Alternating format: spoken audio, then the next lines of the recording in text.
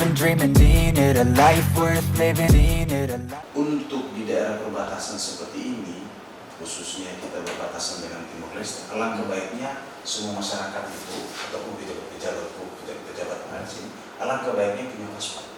Karena apa? Tidak menutup kemungkinan mungkin suatu saat nanti karena kita berbatasan dengan negara tetangga Timor Leste, kita kan punya kultur yang sama, budaya yang sama, mungkin bahasa yang sama, dari banyak faktor yang hampir sama dengan mereka. Jadi kita manfaatkan. Jadi suatu saat kalau ada undangan ke sebelah, kita sudah punya paspor.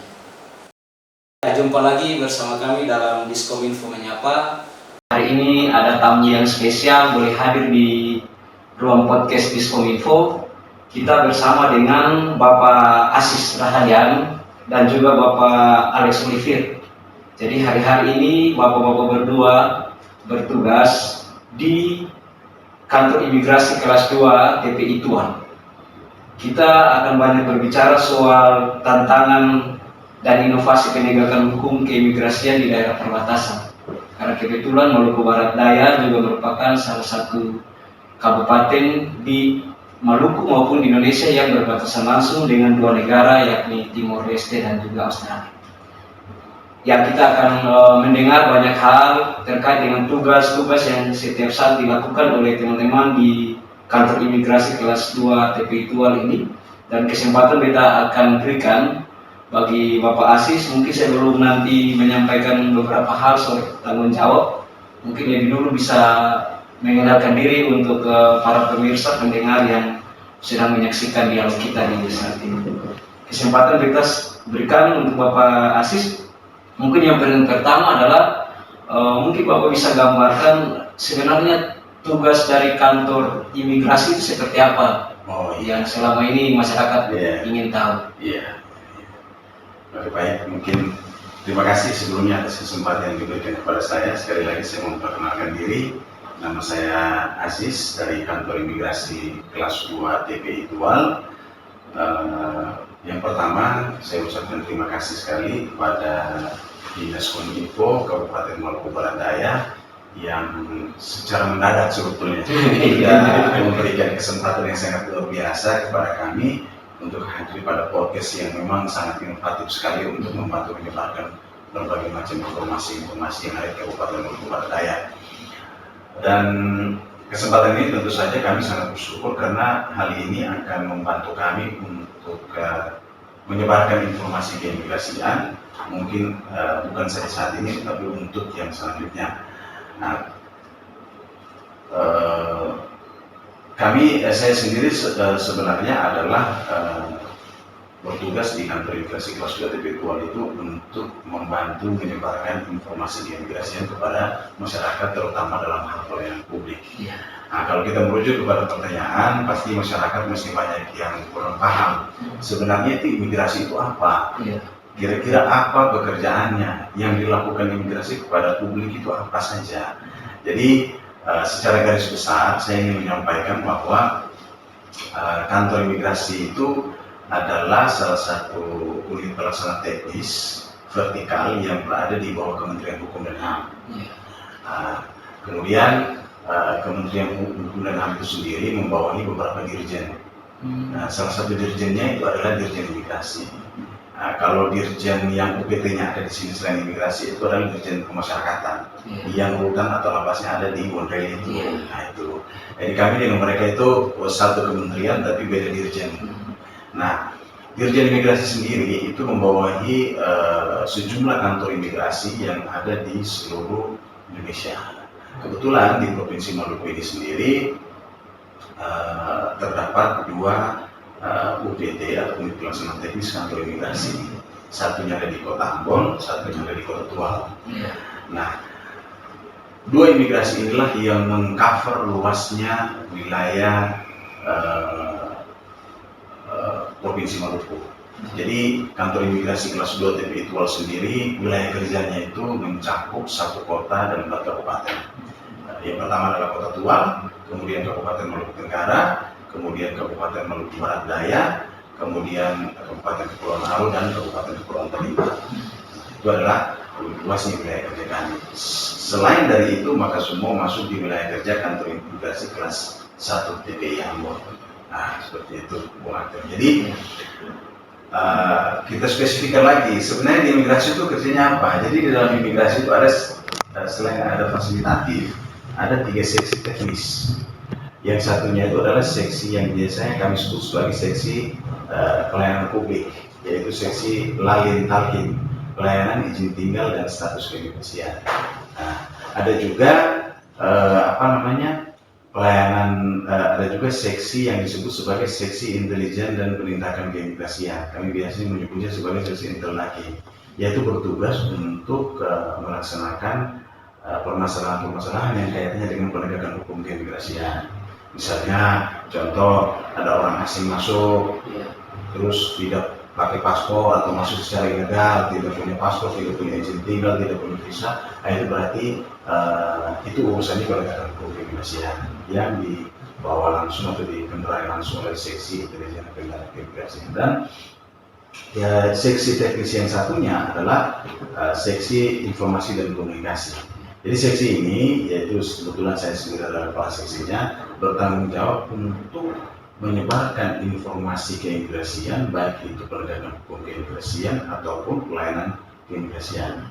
Nah, oleh karena itulah terkait dengan ini, maka kami seperti kita ketahui bersama, pemerintah itu saat ini lagi genjot-genjotnya untuk meningkatkan pelayanan publik. Nah, kalau kita berinovasi dalam meningkatkan pelayanan publik di satu kantor, itu adalah hal yang lumrah. Kita pasti berusaha untuk itu. Tapi bagaimana kita bisa menjangkau pemohon-pemohon atau masyarakat-masyarakat yang memang tidak satu wilayah kerja dengan kita. Apalagi luasnya wilayah kerja kita ini sudah luas, tidak satu daratan. Nah, bagaimana kita menjawab tantangan pelayanan publik yang ada di situ? Karena kantor imigrasi itu dia agak sedikit berbeda dengan instansi vertikal yang lain. Dia tidak ada di semua kabupaten kota. Seperti itu. Jadi kayak kemarin saya tugas di NTT dengan luasnya wilayah kerja, dia hanya punya UPT imigrasi pada 5. Paling tinggi 5, 6, tidak lebih dari itu. Ada juga yang 1. Kebetulan kita di Provinsi Maluku ada 2. Jadi konklusinya adalah imigrasi itu dia mengurus tentang pelayanan publik, misalnya seperti pelayanan publik terhadap WNI yang mau mendapatkan paspor Republik Indonesia, yang seperti kemarin saya juga sudah sampaikan di sosialisasi. Berarti dia harus datang di kantor imigrasi, katakanlah dia mau jalan-jalan ke luar negeri atau urusan dinas ke luar negeri atau kerja di luar negeri, ataukah mengunjungi keluarga di luar negeri, berarti dia wajib punya paspor. Paspor itu ada di kantor imigrasi. Silakan datang di kantor imigrasi untuk mengajukan permohonan paspor dengan membawa persyaratan-persyaratan yang sudah ditetapkan. Dan yang kedua adalah kami juga mengurus terkait dengan penegakan hukum, seperti yang sudah saya sampaikan tadi, yang itu berkaitan dengan orang asing bermasalah atau orang asing datang jalan-jalan ke wilayah kerja kita, terus dia bikin onar atau mabuk atau membuat sesuatu yang mengganggu keamanan dan ketertiban, bisa dikenakan pendeportasian atau penegakan hukum lainnya. Nah, Bapak kalau misalnya terkait dengan tanggung jawab yang besar dengan wilayah kerja juga yang besar, khusus untuk Maluku Barat Daya, apakah ada semacam langkah-langkah spesial ataupun yang konkret? Karena kita ini ada berada di pulau-pulau yang berjauhan, tidak satu daratan, tapi juga kita ada langsung di perbatasan antara dua negara. Itu apa yang sebenarnya Bapak akan lakukan soal ini? Maluku Barat Daya. Iya, memang selain wilayah kerja kami sadar betul bahwa Maluku Barat Daya ini dia perbatasan langsung dengan 2 sampai 3 negara tetangga.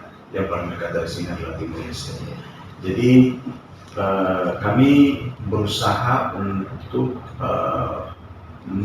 meskipun kami punya pos di sini, tapi kami berusaha untuk menyentuh Maluku Barat Daya ini paling tidak melalui ibu kotanya, yaitu Tiapolo. Kami berusaha hadir untuk mengenalkan imigrasi melalui pelayanan publik dulu.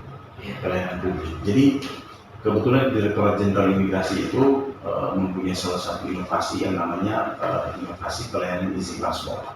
Izin paspor itu istilah di imigrasi, tapi kalau di Indonesia kan berarti pelayanan jemput bola.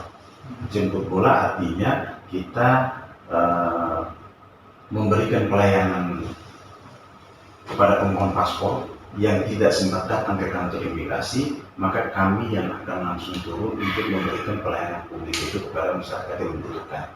Tapi ada syaratnya. Syaratnya misalnya kalau kita mau bikin di sini paling tidak pemohonnya di atas 10, 20, ya sampai 30 atau di atas 30 itu jauh lebih bagus. Karena kan mengingat perjalanan kami yang cukup jauh, jadi kalau cuma satu orang kan agak.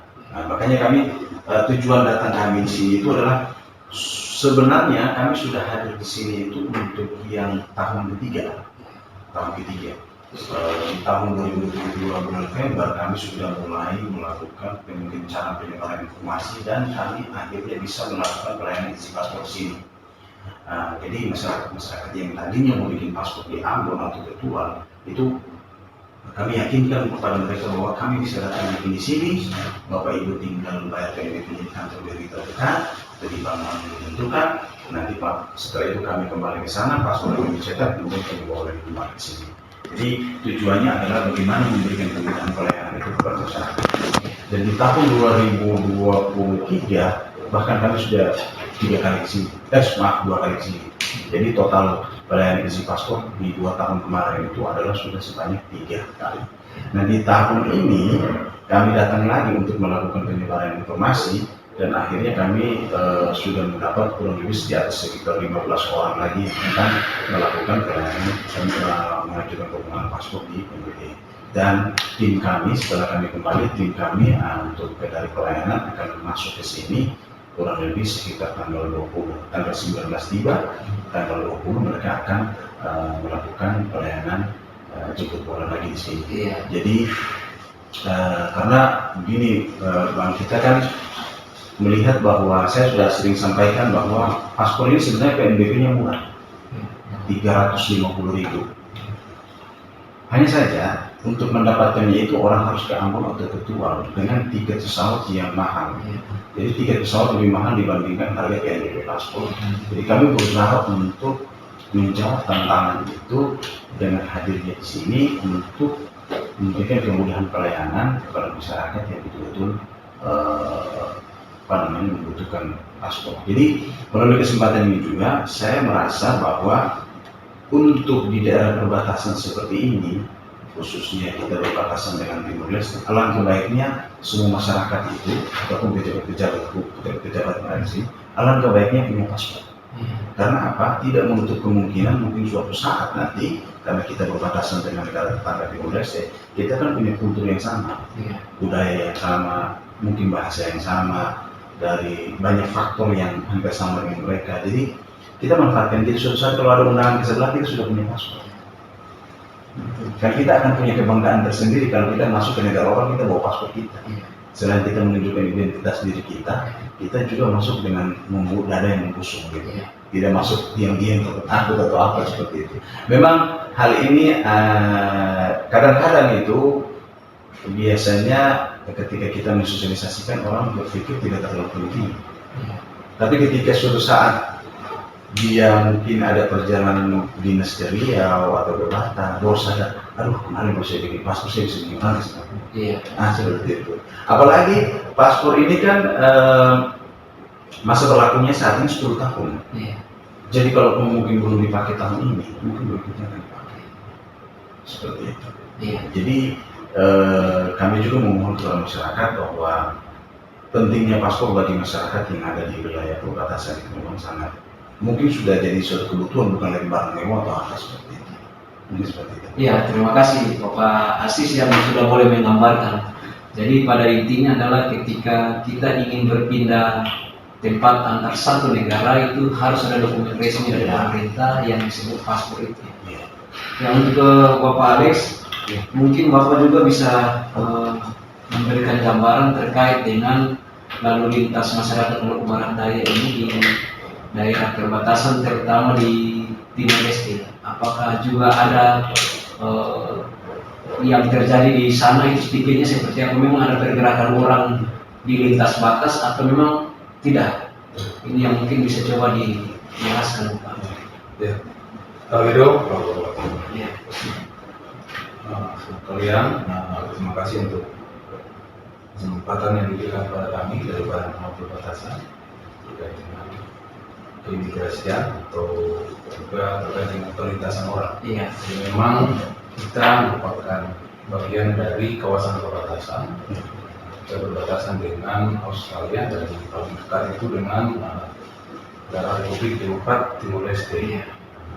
Melihat dari sisi budaya, memang Maluku Barat Daya ini sangat dekat dengan masyarakat di Pulau Timur. Sekarang sudah terbagi dua, yang satunya di NTT, yang satunya sudah merupakan negara tetangga, yaitu Republik Demokrat Timor Leste. Karena kedekatan budaya itu dan hubungan yang sudah terjalin sejak dahulu, itu mengakibatkan hubungan ini tidak karena terpisahnya negara, mereka memutuskan hubungannya tetap terjaga. Hubungan itu bahkan dapat dilihat dalam konflik bahwa ada hubungan keluarga, jadi ada yang saudaranya di Timur Leste atau sebaliknya, kemudian juga ada bahkan sampai sekarang itu ada proses kawin masih ada. Kemudian ada juga bahasa yang sama, ini bukti bahwa memang ada keterikatan budaya. Kemudian juga selain budaya juga ada hubungan mutual simbiosis, yang saling membutuhkan, itu sudah ada dahulu kala, baik dari sisi ekonomi, kalau dulu sebelum terpisah itu ada pendidikan dan sebagainya, atau juga kesehatan, itu mengakibatkan hubungan itu tetap terjadi. Jadi memang perlintasan orang itu ada, bahkan bisa dibilang minimal tiap minggu lah.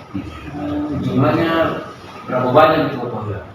Kalau terkait jumlah ini kan kebetulan kita baru selesai masa COVID ya, jadi sejak tahun 2022 itu mulai dari pertengahan itu baru mulai dibuka pintu kedua negara itu mulai proses.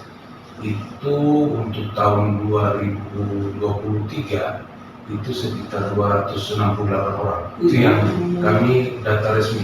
Itu 2023 angka yang tahun ya dalam satu tahun. Salam satu tahun 268 itu yang kami data secara resmi. Ada juga yang mungkin tidak Itu yang terdata. Iya, tidak ada pintu resmi. Kemudian ya ada petugas yang mungkin khusus untuk melakukan proses penerimaan administrasi dan sebagainya. Jadi itu mengakibatkan yang bisa didata ya sebanyak itu. Dan untuk tahun 2022 itu sebenarnya lebih banyak. Itu sekitar 271. Bahkan itu sebenarnya mulainya itu agak terlambat karena COVID, waktu itu baru mulai clear masalah COVID-nya itu dari bulan Mei.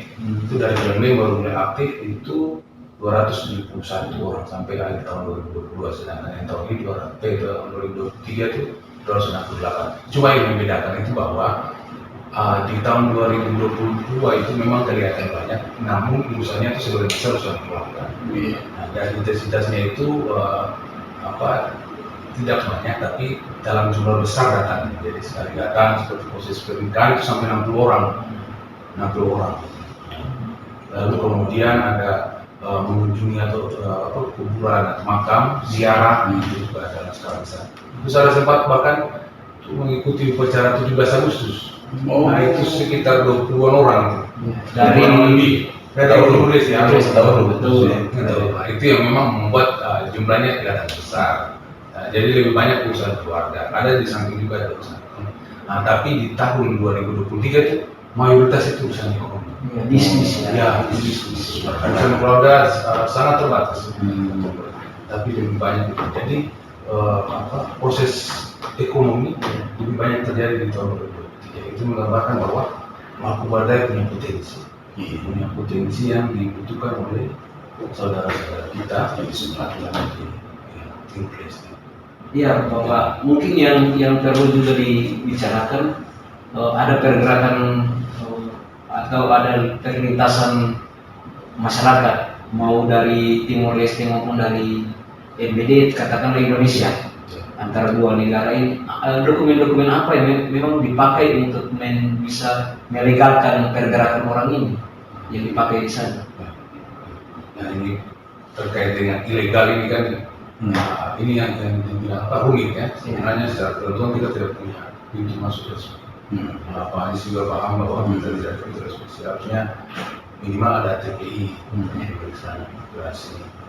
kita sampai sekarang belum ada. Lalu kemudian terkait hubungan diplomatik juga kita belum ada MOU dengan Timor Leste khusus untuk perbatasan laut terkait dengan Kabupaten Maluku Barat Daya. Jadi ya kalau bicara terkait dokumen resminya seharusnya ada paspor harusnya. Iya, itu paling standar ya. Tidak ada lagi, tidak ada dokumen lain selain paspor. Lalu untuk perlintasan antar negara, semacam surat keterangan apa tidak ada. Paspor yang paling paspor. Jadi semua dokumen sudah tergabung dalam dokumen paspor itu. Ya. Sudah lengkap. Sebenarnya kan sudah lengkap. Mereka semua hal yang dibutuhkan terkait administrasi untuk perlintasan. Jadi ya selama ini kita mengantisipasi saja. Kita mengantisipasi demi untuk menjaga keamanan, kemudian juga proses perlintasan itu dapat berjalan baik dan tentunya juga dia berpengaruh dan bermanfaat terhadap kesejahteraan masyarakat. Jadi kita minta bantuan. Kita sering tetap berkoordinasi dengan BNPB, Badan Nasional Pengelola Perbatasan, kemudian juga dengan imigrasi dan sebagainya untuk mengupayakan bagaimana agar segera secepatnya dapat dibangun TP, tapi juga langkah-langkah apa yang bisa kita ambil. Jadi kita meminta Forkopimjam khususnya dikoordinir oleh Bapak Cam Utara Barat ini khususnya di Doliran untuk mendata. Jadi minimal mendata kapan dia datang, tanggalnya, kemudian namanya siapa, urusan apa, kemudian kalau bisa ada nomor identitas, nomor identitasnya ya sebagai struktur administrasi yang kemudian mungkin sedapatnya dikawal atau kalaupun ada pengawasan, pemantauan terhadap orang yang datang maupun juga masyarakat kita yang mungkin berkesempatan untuk di negara tetangga. Ya, mungkin Pak Asis kita sama-sama sudah mendengar memang di Maluku Barat Daya apa yang tadi diutarakan oleh para kawan itu, lalu itu juga menjadi sebuah persoalan di Maluku Barat Daya. Dalam tanggung jawab teman-teman di DPI imigrasi, kantor imigrasi.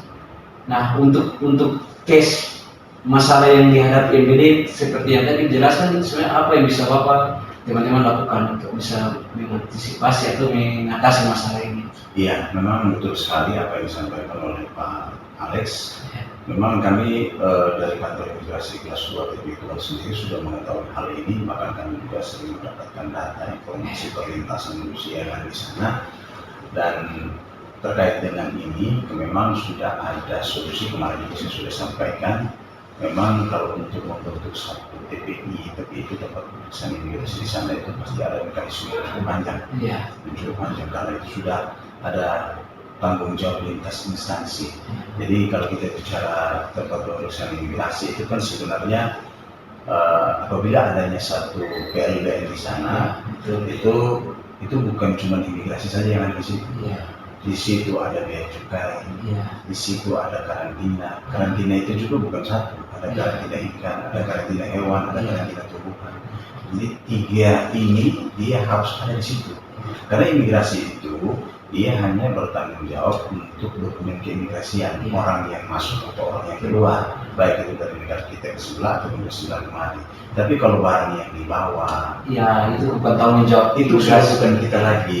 Jadi itu sudah bukan kita lagi. Terus misalnya ada acara adat lalu dorong barter misalnya hewan, binatang apa, itu kapasitas yang memeriksa itulah karantina hewan. Memastikan hewan itu sehat. Terus misalnya dorong mau bawa barang masuk keluar, itu berarti berurusan dengan bea cukai. Jadi secara general itu tanggung jawabannya orang. Makanya ini juga yang ingin saya sampaikan bahwa betul imigrasi bertanggung jawab atas masuk keluarnya orang, tapi dari sisi dokumen keimigrasian yang saya bilang tadi. Jadi terkait dengan hal itu berarti untuk membuat satu PLBN besar sehingga di dalamnya terdapat CPI yang besar, berarti yang saya sudah sampaikan itu butuh korelasi, butuh koordinasi, butuh semua pihak berkontribusi untuk mensukseskan itu. Nah, tetapi kami dari imigrasi juga sendiri sejak tahun ini, tahun kemarin kami sudah melakukan survei di sana, dan rencananya rencana kami akan mencoba untuk membuka pos. Sebab kalau kita tunggu yang lain semuanya bakal pasti lama ini. Ini kan yang saya bilang tadi, kalau kita mau berbicara ke situ berarti repot. Nah, jadi tapi rencana akan dibukanya pos di sana itu masih dalam proses direktorat. Nanti masih menunggu keputusan lebih lanjut lagi seperti yang sudah sampaikan kemarin Pak. Itu sudah levelnya sudah lain lagi, masih menunggu keputusan lebih lanjut. Karena kita buka pos di sana itu juga kan kita butuh dukungan fasilitas. Karena pemeriksaan keimigrasian itu di era kekinian itu sudah tidak dilakukan secara manual lagi. Sudah teknologi. Kita butuh scan paspor, harus ada alatnya, harus ada laptopnya, harus ada jaringan internetnya mesti stabil. Jadi kalaupun kita hadir tapi kita tidak bisa bikin apa-apa manual lagi. Nah seperti itu. Jadi hari ini misalnya ada orang yang melintas, kita scan paspornya itu langsung terbaca di Jakarta. Oh hari ini berapa orang ini. Karena kita sudah, apalagi imigrasi di era kekinian itu dituntut untuk meningkatkan kapasitasnya dan lain. Jadi memang pasti akan ada, tapi memang sedikit membutuhkan waktu. Nah, yang kedua, pertanyaannya solusi yang paling cepat apa sambil menunggu itu? Sejak 3 tahun kemarin, Bapak bayangkan bahwa dari tahun sebelum tahun 2022 itu tidak pernah ada sama sekali pelayanan polisi. Paling tidak solusi kami hadir di sini sampai di tahun ketiga dari tahun 2022 kami hanya ingin membuktikan bahwa walaupun jauh tapi kami care, kami peduli. Mungkin hari ini di tahun ketiga ini kami masih fokus di Kota Tiako dan sekitarnya saja untuk memberikan pelayanan paspor. Nanti seiring dengan berjalannya waktu kami juga akan cari jalan sana. Apakah bisa tidak kita melakukan pelayanan isi paspor di sana? Karena kita harus mengkoneksikan waktu. Berhubungan kesannya bagaimana berapa hari sampai, ya kan? Karena kita perjalanan cukup jauh. Kita kesini harus ke Ambon dulu. Otomatis membutuhkan banyak dukungan. Kalau pasti paham ya. Itu pun sampai di Ambon pun kalau misalnya ada cancel flight juga tertunda lagi. Kasihan kita sudah janji orang hari ini, ternyata kita cancel di hari ini itu kan. Jadi memang kami juga memahami akan keadaan itu, tapi kami mencoba, setidaknya kami mencoba dulu nih hadir untuk menyebarkan informasi keimigrasian dan hadir untuk memberikan pelayanan publik, yaitu pelayanan isi paspor di sini. Mudah-mudahan melalui podcast ini dia bisa tersebar ke pulau-pulau yang tidak satu daratan di sini, misalnya seperti Pakistan. Jadi nanti sendirinya, oh berarti di kisah itu di tiap kita bisa bikin paspor, mungkin tak bisa kita ke sini. Nah, jadi sebenarnya kami pernah ada komunikasi dengan Pak Camat Aswali sebelumnya. Beliau mau bilang untuk kita bikin paspor di sana, tapi bikin pelayanan isi paspor, cuman kami cari waktu yang untuk pas dengan perhubungan langsung sana selalu tidak dapat. Itu makanya kami sebenarnya, tapi nanti kami akan berusaha untuk hadir. Itu jemput bola gitu. Jadi paling tidak masyarakat di sana walaupun belum ada pos atau TPI, tapi setidaknya dia ke negara tetangga itu tidak jalan kosong. Berarti Pak, mungkin secara case di lapangan yang hari ini terjadi di Maluku Barat khususnya di Wetar, itu sebenarnya kalau dalam tataran dokumen sah yang diakui pemerintah, berarti kita ini masuk kategori ilegal. Ya, artinya intinya bahwa masuk keluar orang dari negara lain ke negara kita atau sebaliknya tentu harus ada, dia wajib punya paspor. Seperti itu. Kalau di luar itu berarti ya memang dikatakan ilegal. Tapi kan yang saya bilang tadi, untuk membantu melayani orang untuk keluar masuk ke negara kita itu kan harus ada CIP tadi, itu karantina, imigrasi sama cukai seperti itu. Jadi memang agak sedikit kesulitan karena di sini juga saya lihat mungkin biaya cukai juga belum ada, karantina saya tidak tahu sudah ada atau belum ada. Jadi kami juga sendiri sebenarnya belum ada juga di sini. Sama belum ada. Dalam jangka waktu 3 tahun ini kami coba terus untuk masuk. Gitu. Paling tidak kita belum menjangkau, belum bisa membuat sesuatu yang besar, tapi hal yang kecil kita coba pendekatan sehingga masyarakat itu paling tidak bisa paham bahwa ternyata saya sangat butuh paspornya itu ada di imigrasi. Cara mendapatkan seperti apa?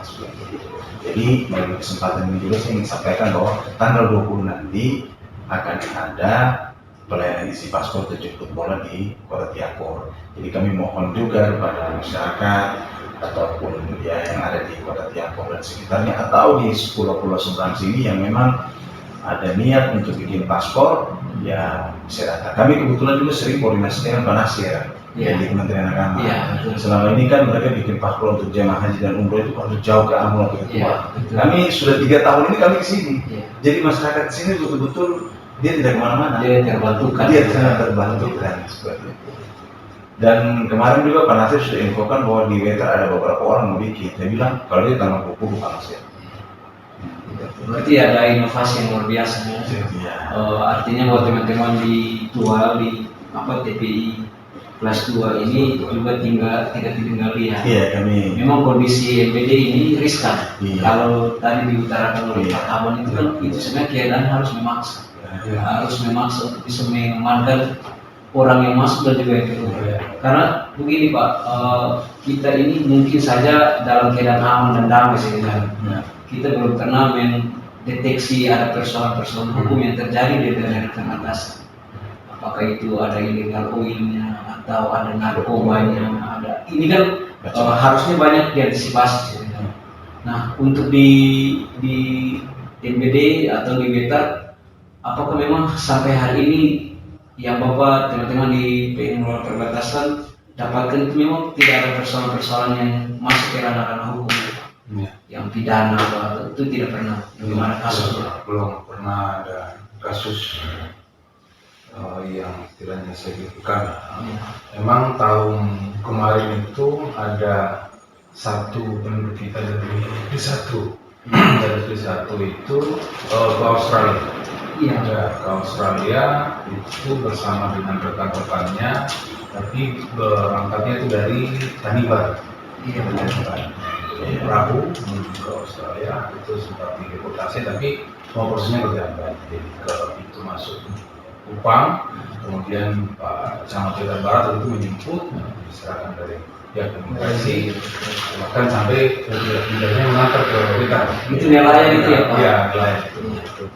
Sementara yang lainnya selama ini tidak ada laporan. Jadi kita beruntung bahwa hubungan kedua negara ini baik, sehingga walaupun dia dalam tanda kutip surat jelas ini bisa diterima. Nah itu syukurnya Dan ada proses transaksi. Jadi memang sesuai dengan Undang-Undang 34 tahun 2019 itu juga bahwa terkait dengan perbatasan itu bahwa sebenarnya untuk barang-barang yang dibawa juga dalam kapasitas kebutuhan sehari-hari masih bisa untuk tidak melalui proses biaya cukai. Tapi memang kita kalau berbicara untuk lebih besar untuk pengembangan ekonomi harusnya kita lebih besar lagi, bukan hanya untuk sekedar kebutuhan sehari-hari, untuk ekspor atau apa dan sebagainya itu memang tentu nanti butuh cukai. Yang paling awal kita butuhkan itu adalah imigrasi. Perlintasan orangnya dulu. Nah kalau yang di perbatasan itu aktivitas masyarakat yang paling tinggi itu hanya misalnya mereka bergerak dari Liran. Iya. Itu masuk ke distrik apa misalnya di Timur Leste? Jadi sekarang ini kalau Timur Leste itu di Atauru itu kan sebelumnya itu kecamatan, distrik. Kecamatan Iya. Jadi sekarang kan sudah jadi kota atau jadi mereka langsung masuk di pesisir Ataurunya itu bebas. Oke, luar masuk. Dan memang sebagian besar itu sudah dijemput keluarganya atau orang yang memang membutuhkan. Nah, dalam posisi yang kayak begini yang untuk bisnis misalnya itu apa yang terjadi? Misalnya kita membawa hasil bumi di Maluku Barat Daya ke sana atau kita ambilnya dari sana misalnya untuk mungkin sembako atau apa gitu, apa yang lebih banyak lah dibutuhkan. Jadi sebenarnya kalau mau bilang apa yang paling banyak dibutuhkan sebenarnya dari Timur Leste untuk jadi bukan hanya ikan, sebagian besar. Oh, Timur Leste membutuhkan ikan. Lalu kemudian juga hasil bumi. Ini kemudian juga ternak. Itu mereka benar-benar. Dan itu ada bisnis jalan di situ, ada penjualan. Iya. Cuma masyarakat kita kan juga sebenarnya ya mungkin juga tidak terlalu banyak yang punya keperluan di Timur Leste juga. Mungkin kalau dulu seperti lebih banyak itu mungkin di Pulau Kisar ya, di Paukau, Palu, saya itu mungkin interaksinya lebih banyak lagi sebenarnya. Bahkan kan dulu masyarakat di Pulau Kisar itu kan banyak yang menetap di sana. Terus sudah Ulirang memang lebih banyak proses transaksi itu banyak. Nah, kita harus jujur juga mengakui bahwa yang uniknya itu masyarakat kita membutuhkan barang sembako. Kita harus akui bukan masalah yang kita sulit. Tidak. Kita masyarakat juga dapat misalnya kita juga stoknya aman. Cuma harganya lebih miring ya. Iya, ini ya kesalahan. Apa ya, banyak beras atau ya beras. Kalau mereka mungkin berpikir ya kebetulan sudah di sana, segalanya ya.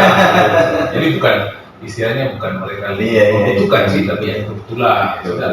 Nah kalau dari Lirang masuk ke atau itu tuh berapa jam? Ada yang gunakan apa? Itu berapa lama itu?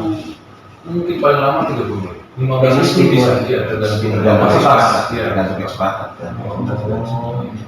Sangat Berarti dekat sekali, Pak. Iya. Dan itu biasa aja. Keluar masuk itu tuh tanpa ada bapak-bapak dari ini, tidak ada yang memeriksa, tidak ada.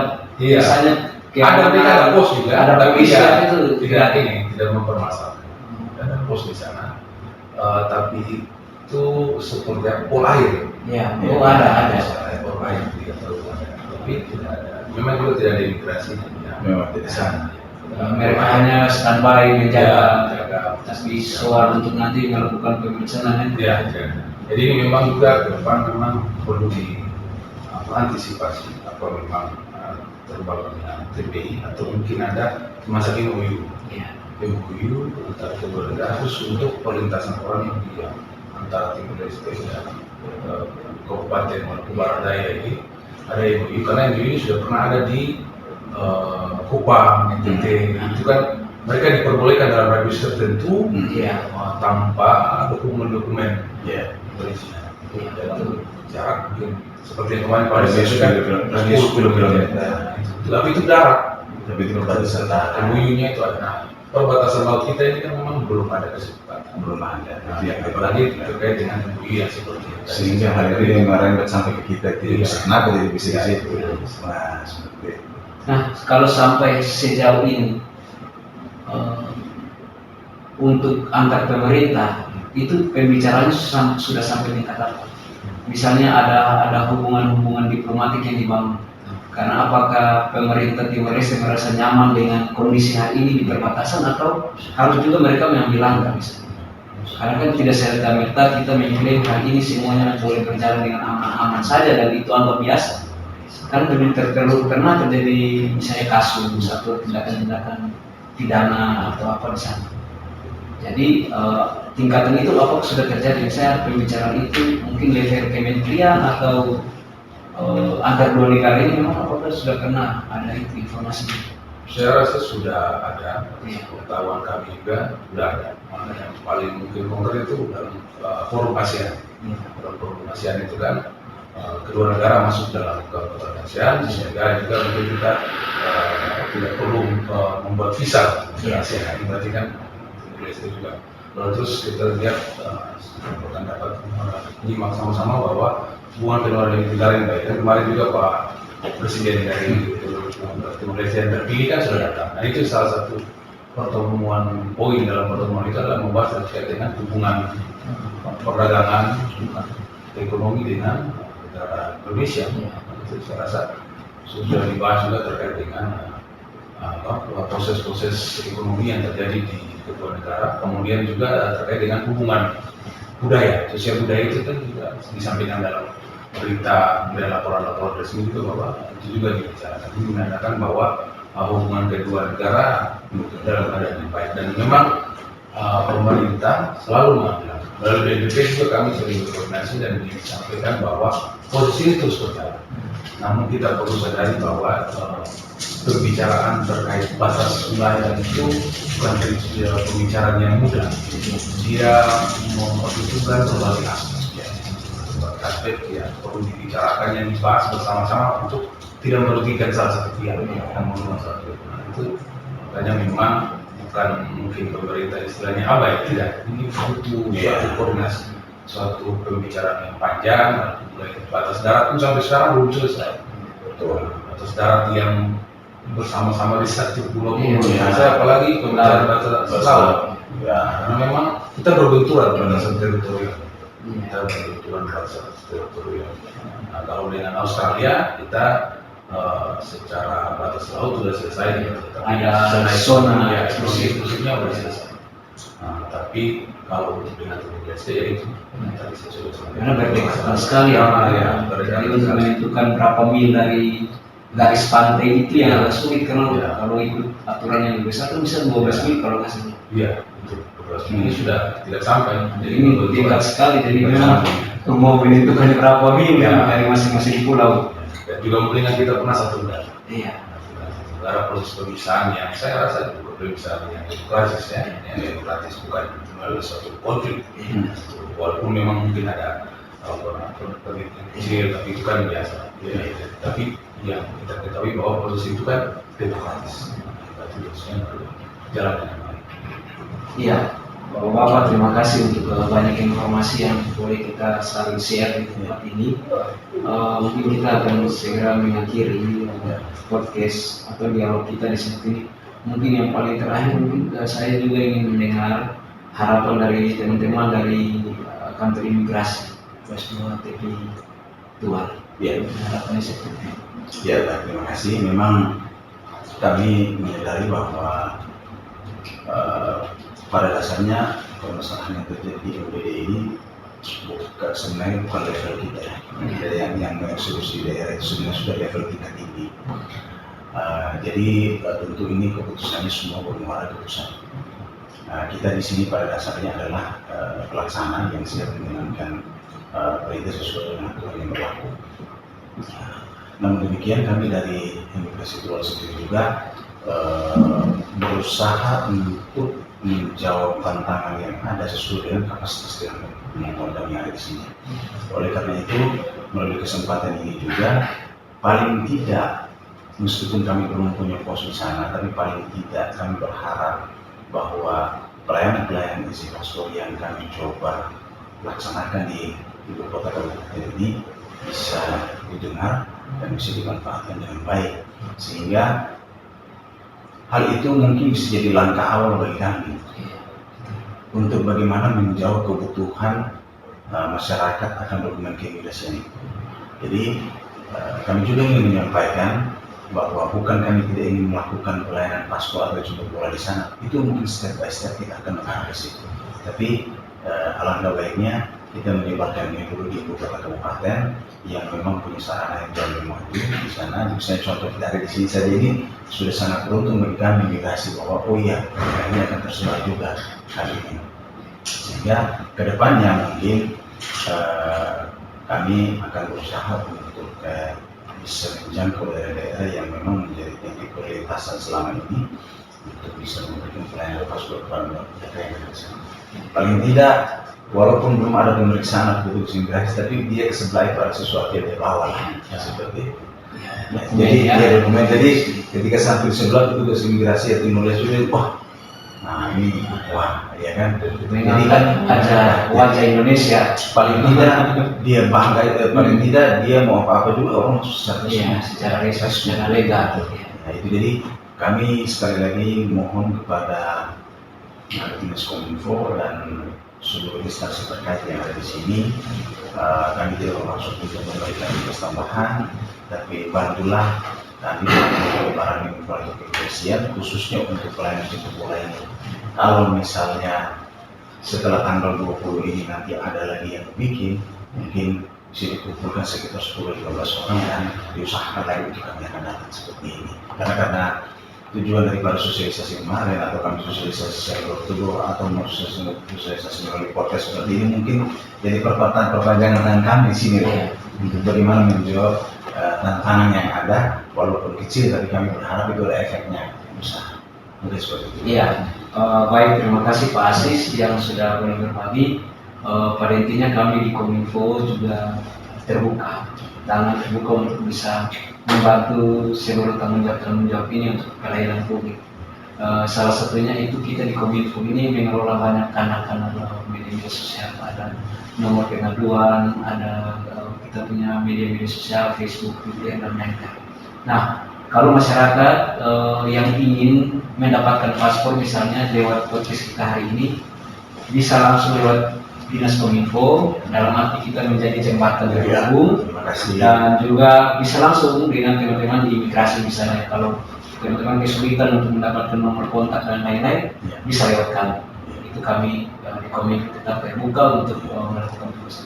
Ada tambahan sedikit, Pak. Kita juga kan kebetulan menyebarkan informasi dengan cara ini. Saya juga sempat kemarin sudah sampaikan ke Pak Alex dan KPU yang lain, bahwa kami juga punya Instagram, tinggal kita ketik saja kantor imigrasi Dual, ada Facebook juga, ada TikTok juga, ada semua. Kami membuat website dan kami memanfaatkan semua media sosial yang ada untuk membantu menyebarkan informasi ini. Jadi misalnya kalau Bapak ada kamu sini punya Instagram, itu bisa mengkoneksikan dengan tulis-tulis, bisa tersampaikan. Oke, siap. Mungkin juga untuk Bapak Alex, memang ini tanggung jawabnya banyak dan besar. Harus bicaranya level nasional misalnya, melibatkan banyak pihak dan mungkin harapannya seperti apa ke depan? Ya, kami khususnya terkait dengan perbatasan di Kabupaten Bandung Raya, yang pertama mungkin yang langkah awal kerjaan dalam jangka waktu pendek itu kami berikan mungkin adanya TP atau pos, atau kami pernah juga sampaikan ke divisi imigrasi Papua divisi itu beliau mungkin kita bisa mengupayakan pos terapung, pos terapung mungkin ya mudah-mudahan bisa terrealisir, karena memang proses. Iya, kita juga terdiri dari pulau-pulau, bukan hanya di dalam. Mungkin kalau ada juga membuka kemungkinan untuk wilayah seperti di Pulau Kisar yang awalnya juga memang punya hubungan dengan Malaysia, bahkan ke Australia, kemudian di Wetar sendiri, pulau besarnya, juga pulau-pulau yang lain, atau bahkan sampai di Timaran. Nah, dan memang juga sesuai dengan Perpres 33 tahun 2015, sebenarnya kita punya 3 pintu gerbang. 3 pintu gerbang itu di Tepa, kemudian Moa, dan Wolverine. Pintu terbang ini diamanatkan dalam undang-undang itu bahwa di situ ada pelayanan imigrasi, kepabeanan, karantina. Kemudian kita punya di dalam peraturan itu ada 2 pelabuhan lintas negara. Pelabuhan lintas negara yang direncanakan yaitu di Tiapu dan di Monterey. Ini sama-sama untuk kedua negara. Jadi di North Australia, di utara Australia, kemudian dengan Baucau, kemudian dengan Dili. Ini yang memang diamanatkan dalam peraturan tersebut. Perpres 3 tahun 2015 tentang perencanaan tata ruang kawasan perbatasan di Maluku. Kemudian harapan kami, ya tentunya terkait dengan itu, semoga setelah adanya pos tempat pemeriksaan imigrasi, kemudian juga bisa meningkat menjadi PLBN. Semoga ini dapat segera terrealisir. PLBN, kami juga sudah berkoordinasi dengan BPP, semoga ini juga didukung dari imigrasi. Untuk mungkin menggugah, mungkin kalau sudah ada PP mungkin bisa dapat memancing segera kalau itu sudah layak, kemudian PLBN yang bisa dibangun sehingga pelayanan administrasi lainnya juga dapat segera untuk bergabung dalam suatu wadah, yaitu pos lintas batas negara. Lalu kemudian harapan kami juga ke depannya kalau sudah ada PLBN, ya berarti juga ada peningkatan kesejahteraan masyarakat, ada proses ekonomi yang mungkin dalam level yang lebih besar, dalam skala yang lebih besar. Lalu tentunya hubungan kami dengan perbatasan dan imigrasi ini dapat terjadi lebih baik. Kami punya inovasi juga Pak, terkait ada inovasi identifikasi perkembangan terkait dengan pembangunan kawasan perbatasan. Itu kami coba menghitung level mana perkembangan di kawasan perbatasan. Ini juga terintegrasi dengan indeks PKP, indeks pengembangan kawasan perbatasan dari BPU. Kita coba menghitung status mana sebenarnya kabupaten kita ini. Nah, ini apa sudah di level mana, masih tertinggal, sudah berkembang, maju atau sudah mandiri levelnya.